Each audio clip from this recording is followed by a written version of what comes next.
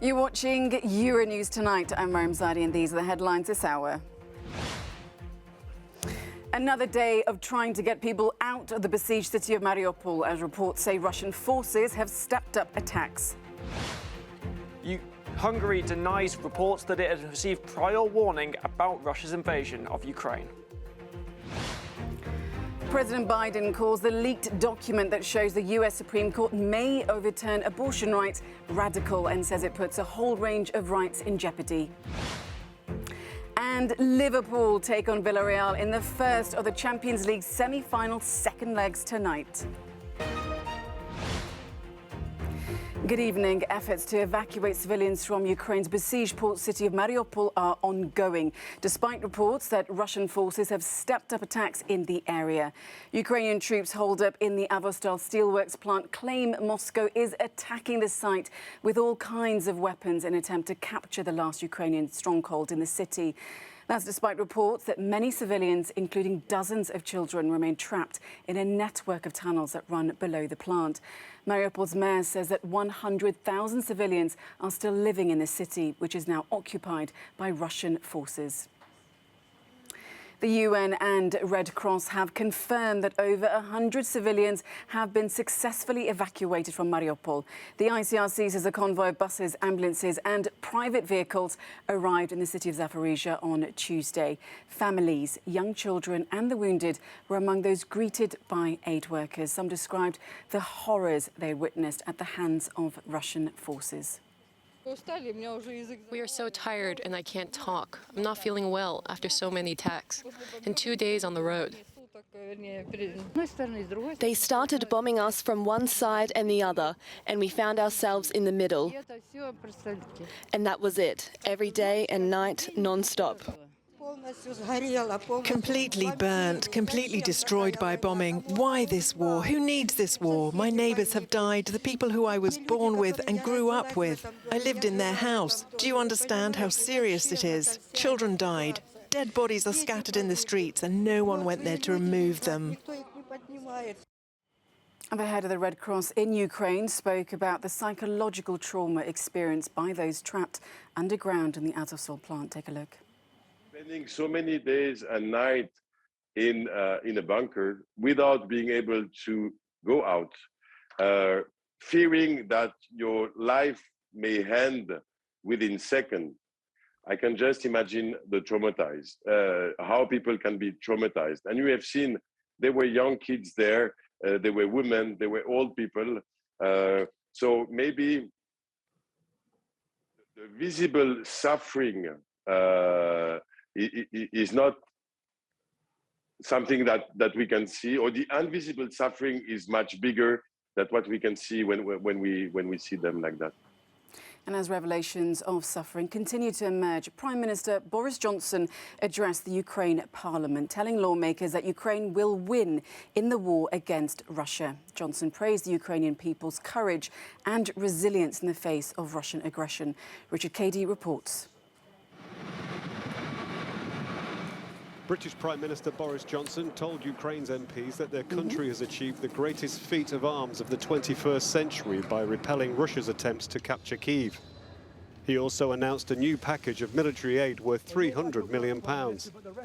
We will carry on supplying Ukraine alongside your other friends with weapons, with funding and humanitarian aid until we have achieved our long-term goal, which must be so to fortify Ukraine that no one will ever dare attack you again.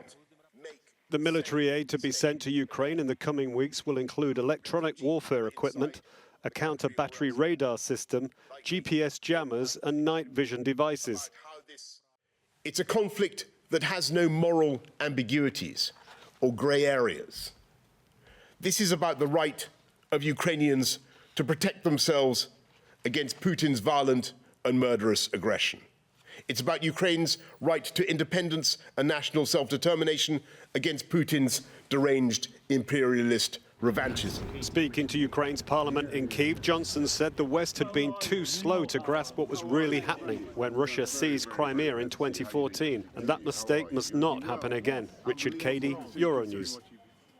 The EU is expected to finalise its sixth round of sanctions that will include a long-called-for ban on Russian oil and gas. The proposal, put forward by Commission President Ursula von der Leyen, hasn't been welcomed by all member states, particularly the ones that rely most heavily on Russian energy supplies. Well, for more, let's now cross over to Strasbourg and to Shona Murray. So, Shona, are we anywhere nearer to knowing when this latest sanctions package will be announced? And what are the details, perhaps, on the oil phase-out? Well, we'll actually know within, I suppose, the next 12 hours. The College of Commissioners will sign off on that proposal this evening, probably the next couple of hours. And as we know, there will be an oil embargo, oil sanctions of some description.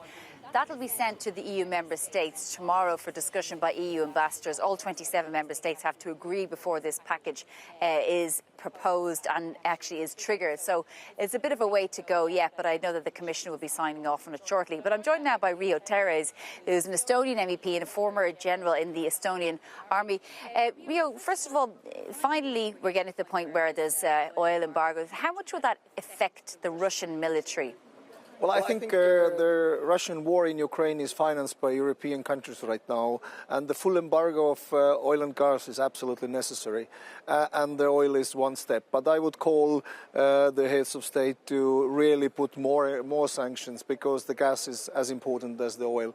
But it will hurt for sure Russian economy, because to close down the oil rigs and to stop drilling, it is almost impossible to start it again. So it will really hurt the economy, and I think it is a good thing. And I call the ambassadors to call for sanctions against the heads of state, to call Putin, because I think that is ridiculous that we give Putin the advantage to talk to heads of state of European Union, and at the same time he will never lift his phone and call it back. So that's my call. You believe that there should be an end to phone calls by Charles Michel, President of the European Council, or Emmanuel Macron, because it's getting nowhere? Is that... Absolutely, we see it's ridiculous, and I really would see Putin lifting the phone and trying to talk to the heads of state of European countries. So the dialogue has been fruitless so far, and it'll need to be so. I don't see any use of it. Talk to me about the military assessment here. Obviously, we've seen a huge focus by the Russian military on Mariupol again. How do you assess what's happening at the moment? Well, I still see that the Russian forces are stuck. They are not advancing anywhere, really. They have tried to have a big attack against Izium, or in the area of Izium. They have been pushed out of Kharkov. They have not gained any territory, really, very few.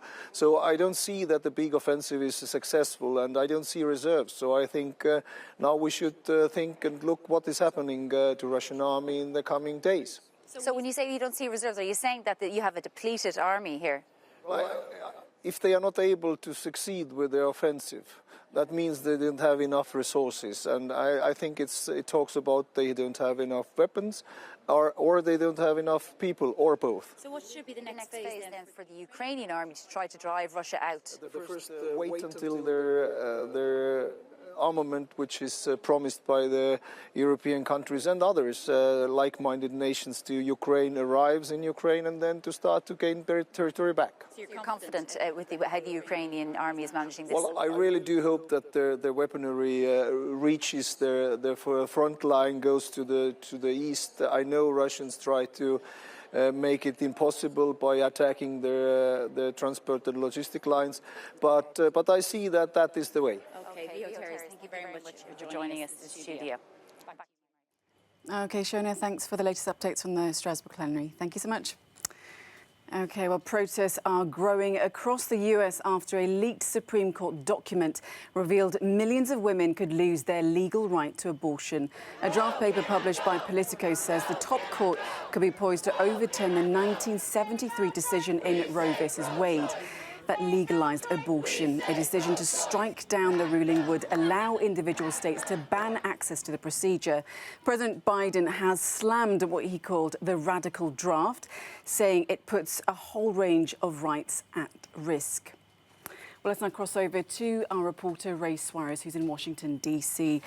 Ray, always good to see you. So President Biden has released this really strong statement condemning the move by the Supreme Court. Now, if this document is what it says, and it's true, but can he really do anything here? to overturn this potential move?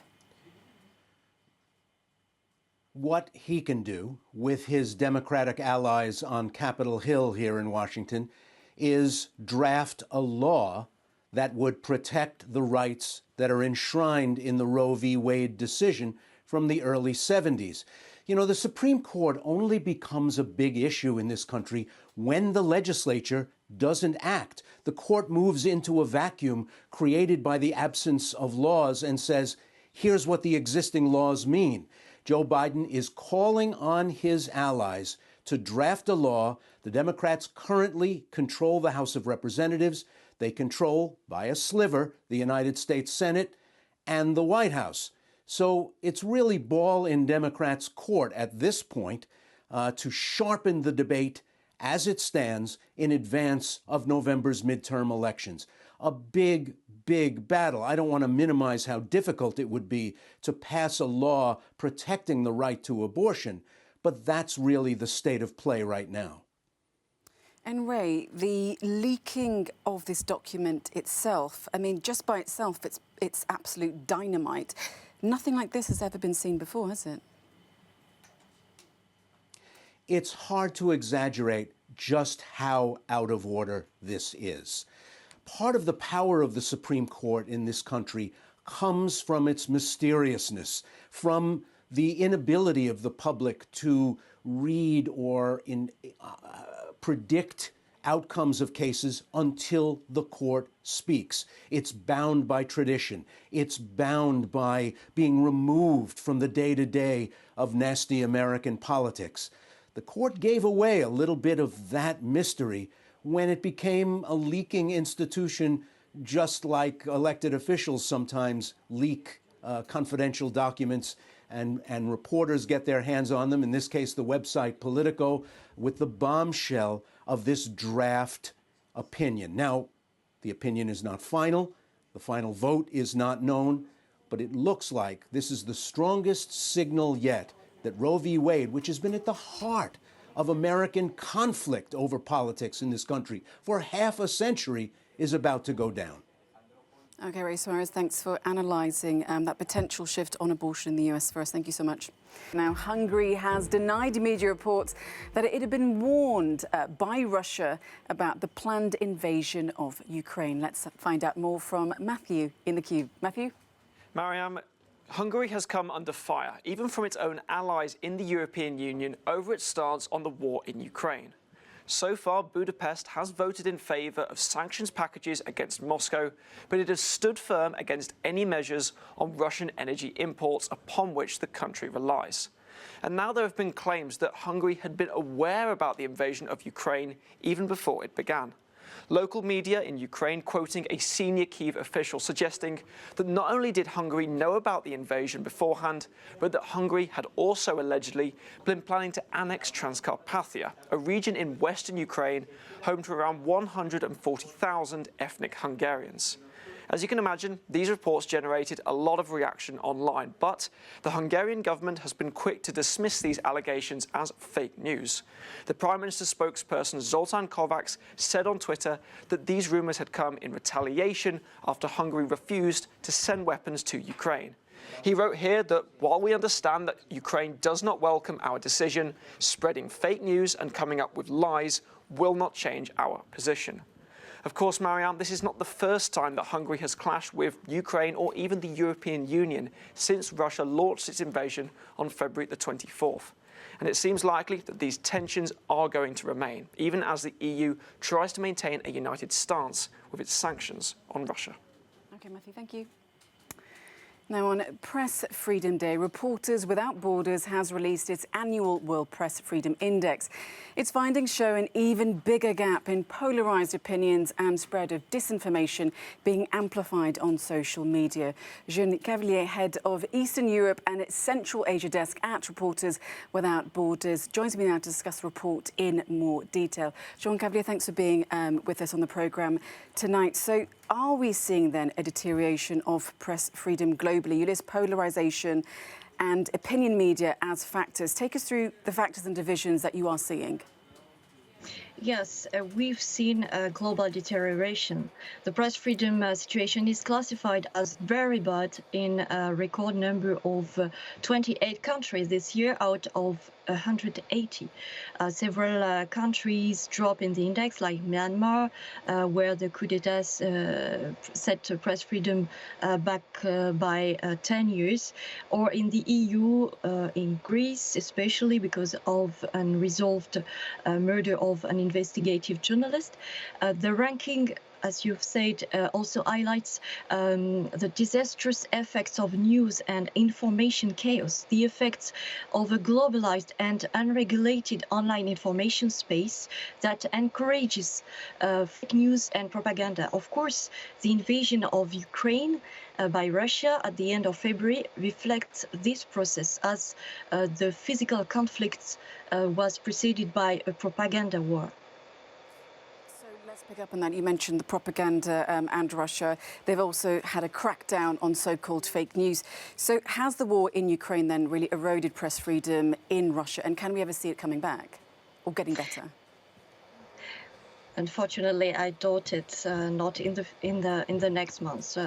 Russia is now ranked 155th out of 180 countries. It fell in the worst category of the ranking. The press freedom situation there is now classified as very serious. And journalists in Russia are clearly targeted by the authorities. The vast majority of independent media have been blocked or forced to shut down. The journalists face dreadful military censorship. For instance, they can be sentenced to up to 15 years in prison for spreading so-called false information about the Russian armed force. After what we observed recently, it's after dispatching the National Independent Press, the Russian authorities have embarked on a witch hunt designed to silence the few local journalists still daring to provide reporting or commentary that contradicts the propaganda about the war launched in Ukraine. And the journalists who stay in their country cannot continue to work independently without a high risk of arrest. Because of this press freedom environment of total censorship, we observe a massive exodus of Russian journalists. Yeah, it's not a good situation there, it seems, at all. So Ukraine, then, that also slips in your rankings. Just how difficult is it for journalists who are covering this war? Yeah, Ukraine is ranked 106 out of 180 countries this year. Since the invasion, the safety of journalists in the country has been threatened more than ever. They are sometimes deliberately targeted by fire, despite their press identification. Already 7 reporters have been killed and 12 injured as a result of gunfire while covering the war. In the world, we count in total 25 journalists killed because of their work since the beginning of this year. So 7 is huge. Also, in the occupied territories, we've seen a dreadful manhunt against journalists in Ukraine too. So they have to disseminate the Kremlin propaganda or to be silent. In the Zaporizhia region, for instance, our sources revealed that Russian troops are compiling lists of journalists. The soldier visits them to convince them to stick to their propaganda. But most of the time, the local journalists don't obey. So they are subjected to interrogations, to searches. Their equipment is seized, and in some cases, they have been taken hostage, tortured, and sometimes their relatives taken hostage also. In total, we have documented around 40 cases of violations of journalist rights. OK, Jean Cavalier, thank you for outlining all of that for us. You know, the conditions that journalists have to work in, especially during war, is very hard indeed. Thank you so much for joining us on the programme. Thank you. Welcome back to Euronews Tonight. Now, it's a massive week in European football with the Champions League semi-final second legs getting underway. Now, tonight's game sees Liverpool travel to Villarreal with the Reds holding a 2-0 advantage from the opening leg. Sports editor Andy Rubini is here to preview this crucial tie. I know, really looking forward to this match. So Liverpool manager Jurgen Klopp, he's really told his players to play a top game tonight against Villarreal. They have this 2-goal buffer. What do you think his tactics are going to be tonight then? I don't think he'll change anything tactically speaking, and that's the reason why we love Jurgen Klopp. He's not the type of manager to adapt to other sides. The other sides adapt to Liverpool at the moment. I don't think he'll be underestimating Unai Emery, though. I watched them closely against Juventus, also against Bayern Munich. They won 1-0 this first leg against the German side, and I thought they were very unlucky just to score 1 goal and not 2 or 3, which just goes to show that they're not just a counter-attacking side, they can also attack. So I do expect a game that will be rather open tonight, but you can probably score 1 against Liverpool, maybe 2, I don't know, but it will be so hard to keep all of their strikers at bay, Sadio Mane, Mo Salah, and if it's not the pair of them, then it will be Diaz, it could be Jota as well, all these new signings which show that Liverpool have got their recruitment spot on. They know what players to get, and that's also testament to some great work from Jurgen Klopp. He has a style of play, he knows exactly who he wants, and they can adapt and help the team. But I do expect a good game of football tonight. Well, Liverpool definitely are a special team. That's what their fans would definitely say. Now, UEFA, they've also announced further sanctions against Russian teams in response to, of course, the invasion of Ukraine. Talk us through what we know. So first up, the women's national team have been barred from competing in this summer's Euro 2022. This means that Portugal, who lost to Russia in the playoffs, will be able to compete in this competition, which kicks off in July. The women's national team also won't be able to qualify for next year's World Cup, which will take place in Australia and New Zealand. As for the men's national team, they had already been suspended by FIFA and UEFA until further notice, which meant that they weren't able to qualify for the Qatar World Cup. They won't be able either to take part in the Nations League next season.